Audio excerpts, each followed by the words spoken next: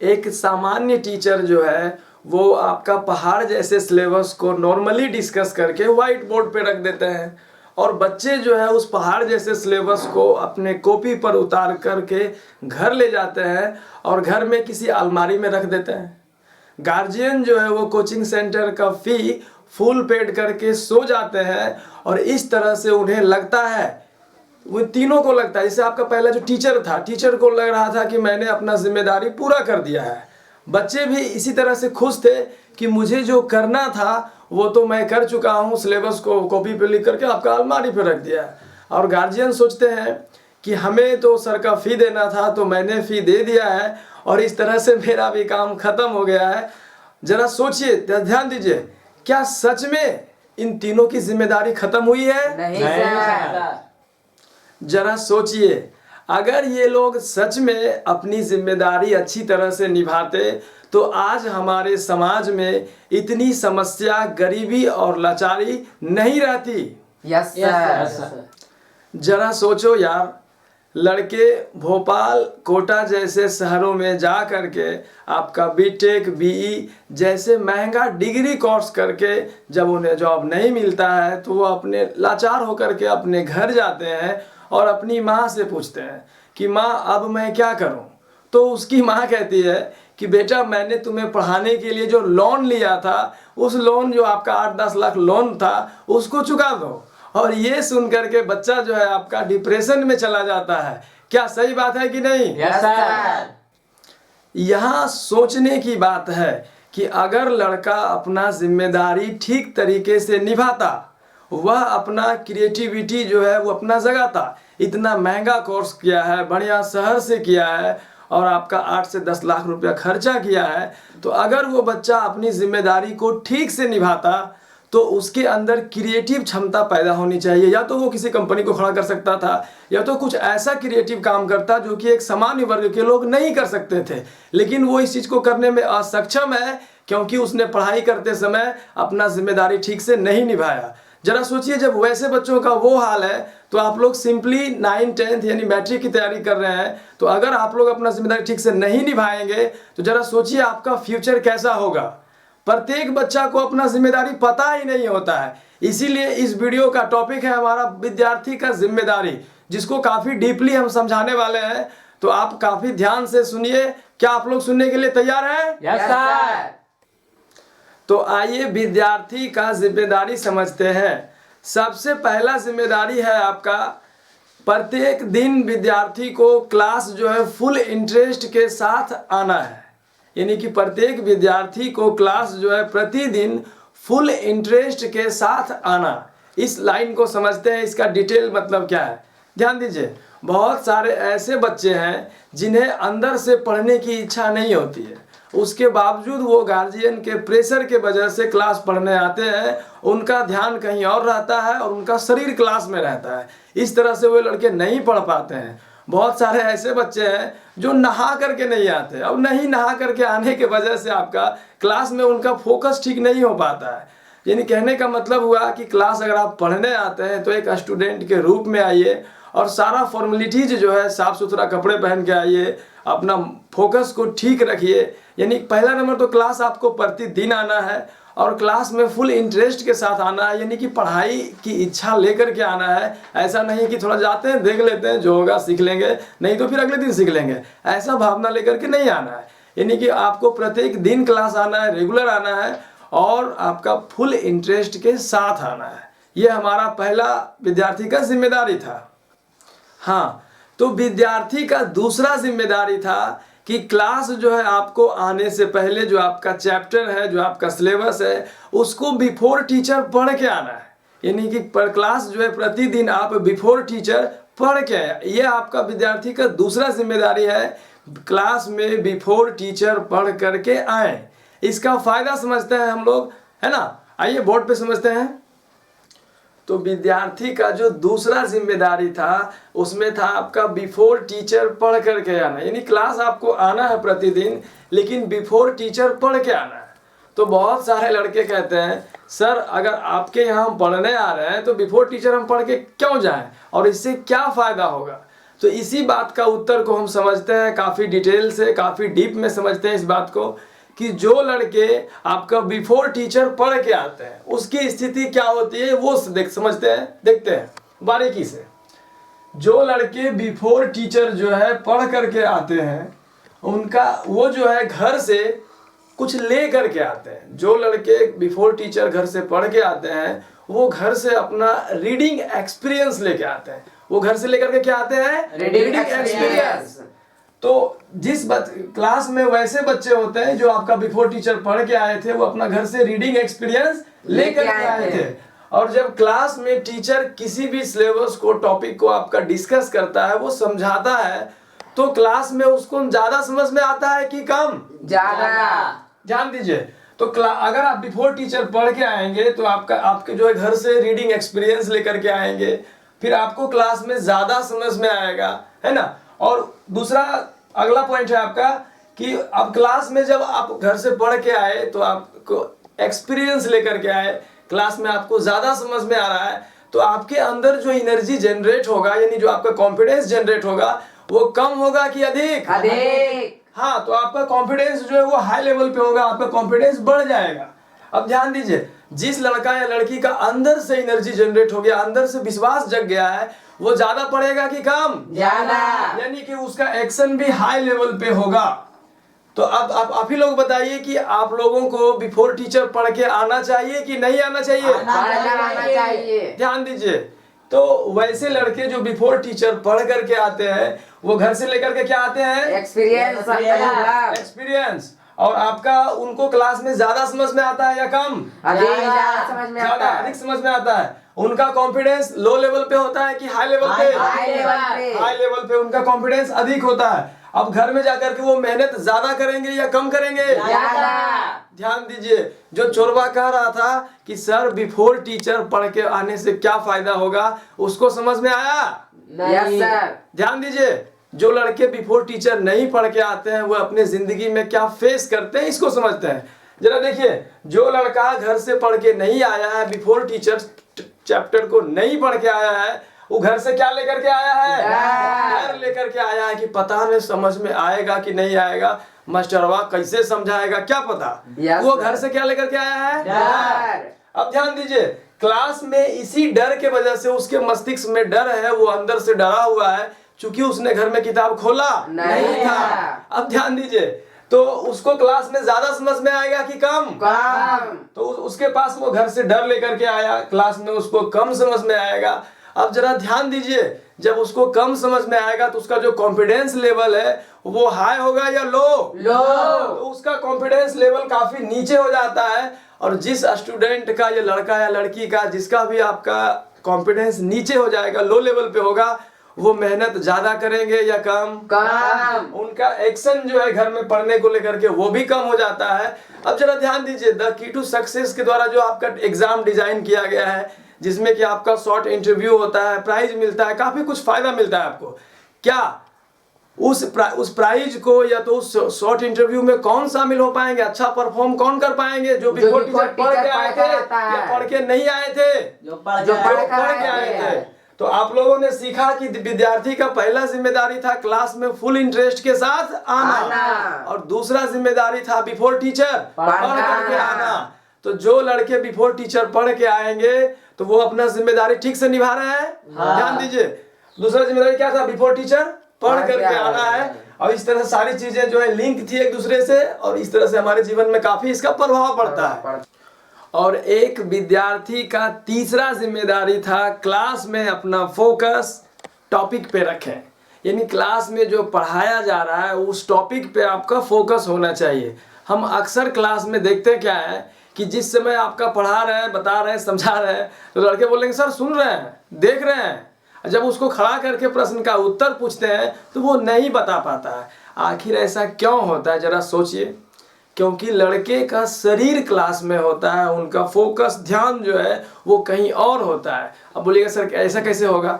ध्यान दीजिए, लड़के जो है क्लास में बैठे रहते हैं, लेकिन उनका ध्यान रहता है कि घर जाना है, मम्मी बढ़िया बढ़िया चीज़ पकाई होगी, जाके तोड़ देना है, खाना यहाँ तक और उलट जाना है।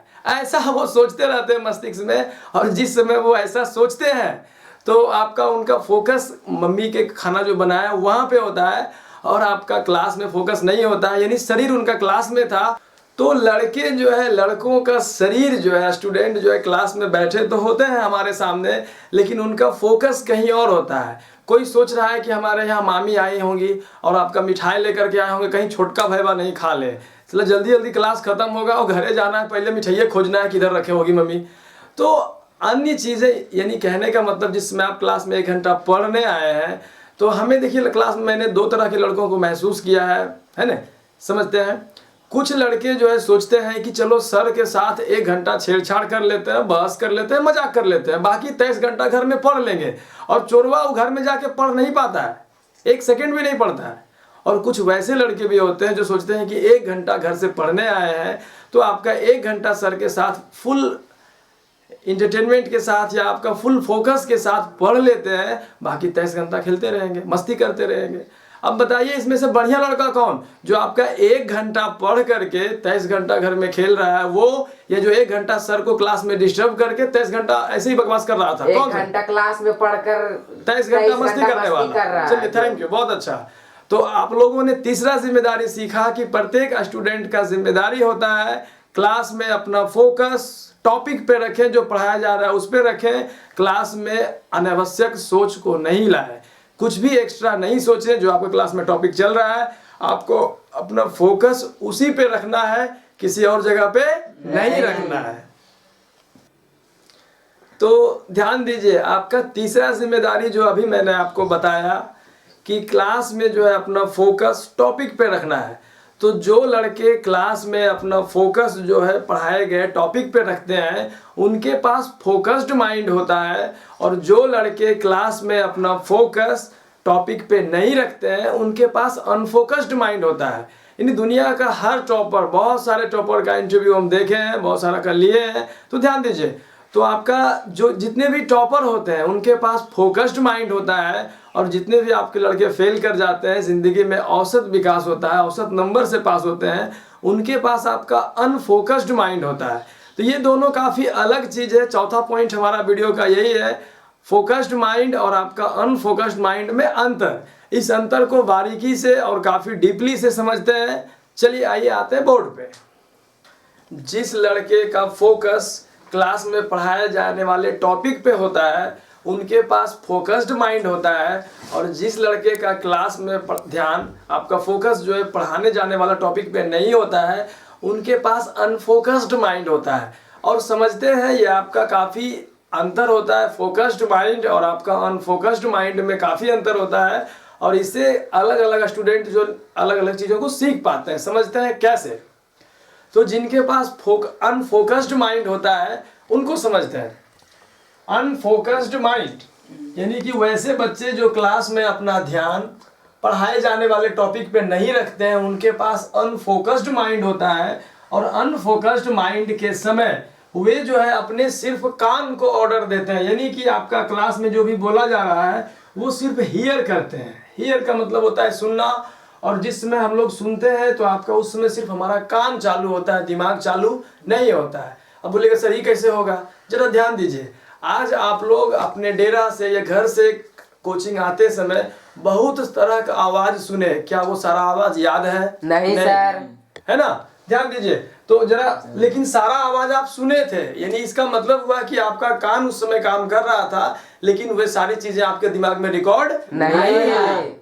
और एक बात को समझते हैं, जिनके पास अनफोकस्ड माइंड होता है उनका सिर्फ देखिए आपका आंख चालू होता है। यानी आप जिस समय डेरा से आपका कोचिंग तक आ रहे थे तो आपने काफ़ी बिल्डिंगों को देखा, काफ़ी आदमियों को देखा, काफ़ी घरों को देखा, बहुत सारी गाड़ियां देखा। क्या वो सारी गाड़ियां याद है? नहीं सर। क्या वो सारे बिल्डिंग याद है? नहीं सर। यानी कहने का मतलब कि जिस समय आप आ रहे थे तो आपके आंखों में प्रतिबिंब तो सबका बन रहा था, सिर्फ आपका आंख चालू था, दिमाग चालू नहीं था, और कुछ भी आपके दिमाग में रिकॉर्ड नहीं हुआ। यानी वैसे लड़के जो क्लास में बैठे तो हैं लेकिन उनके पास कैसा माइंड है? Unfocused mind. तो उनका आपका कान चालू है, यानी हियर वो क्लास में कर रहे हैं हमारी बातों को, और हमको देख रहे हैं, हमारे सारे बॉडी लैंग्वेज को वो समझ रहे हैं, क्या वो समझ पा रहे हैं? नहीं। यदि उनका सिर्फ कान चालू है और आंख चालू है, दिमाग चालू नहीं है। उनका फोकस कहीं और है। मामी जो मिठाई लेके आए थे वहां पे है ना, यस सर। या तो मम्मी जो पकौड़ी बनाई है उस पे ध्यान है। तो वैसे लड़के के पास कैसा दिमाग है? Unfocused mind. क्या वो क्लास में पढ़ाए गए टॉपिक को समझ पाएंगे? नहीं सर। ध्यान दीजिए, वैसे लड़के जो टॉपर बन जाते हैं, बोर्ड में टॉप करते हैं, हाई स्कूल में या तो आपका डिस्ट्रिक्ट लेवल या बोर्ड में हम टॉप करवाना चाहते हैं बच्चों को, तो इसमें जो टॉप करेगा उसके पास अनफोकस्ड माइंड रहेगा तो काम चलेगा? नहीं सर। ध्यान दीजिए, तो जिनको टॉपर बनना है उसको क्लास में फोकस्ड माइंड रखना है। कैसा mind? Focused mind. Focused mind में समझते हैं क्या क्या होता है। फोकस्ड माइंड वाले लड़के जो है वो क्लास में हियर नहीं लिसन करते हैं। क्या करते हैं? लिसन। लिसन का मतलब होता है, देखिए, गौर से सुनना। लिसन का मतलब गौर से सुनना। और उधर जो है आपका अनफोकस्ड माइंड वाला क्या कर रहा था? हियर कर रहा था, सिर्फ Hear। कान चालू था। और जो लड़के लिसन करते हैं, गौर से सुनते हैं, उनका चालू कान भी रहता है और दिमाग भी चालू रहता है। क्या चालू रहता है? कान और कान और दिमाग दिमाग दोनों। दोनों रहता है। हाँ, ध्यान दीजिए। और दूसरा है आपका कि लुक। लुक का मतलब होता है गौर से देखना। लुक का मतलब गौर से देखना। तो वैसे लड़के जो क्लास में अपना फोकस्ड माइंड रखते हैं, उनका आंख भी चालू रहता है और दिमाग भी चालू रहता है। Yes, sir। यानी उनके पास कैसा माइंड है? Focused mind। ध्यान दीजिए। और एक तो आपका नेक्स्ट वर्ड है आपका वॉच। WATCH। वॉच का मतलब क्या होता है? फिल्म देखना। या आपका पहरेदारी करना। अब जरा ध्यान दीजिए, जिस समय हम लोग फिल्म देखते हैं तो आपका शुरू से लेकर के फ्रॉम जीरो टू हीरो सारा सीन याद हो जाता है। सही बात है कि नहीं? Yes sir. तो ये सारी बातें आपको याद कैसे होती है? बोलता है सर कि जब हम किताब पढ़ रहे थे तो कितना पेज है उसमें नहीं पता है, कितना क्वेश्चन ये नहीं पता है, लेकिन फिल्म में हीरोइन कब कब कपड़ा चेंज की वो सब पता है। सही बात है ना? Yes sir. ध्यान दीजिए, तो आपको इतना बारीकी से सारा कुछ याद है कैसे? क्योंकि आप फिल्म देखते समय कैसा माइंड था? Focused mind। फोकस माइंड के जिसमें आपके पास रहेगा तो उसमें आप क्या करेंगे? आप लिसन करेंगे कि हियर? Yes। लिसन जब करेंगे तो आपका क्या क्या चालू रहेगा? कान और दिमाग दोनों। दिमाग दोनों। आप जब लुक करेंगे तो आपका क्या चालू रहेगा? आंख और दिमाग दोनों। और जिस समय आप वॉच करेंगे तो आपका क्या क्या चालू रहेगा? गौर कीजिए। आँख, आपका कान, नाक, दिमाग और दिल।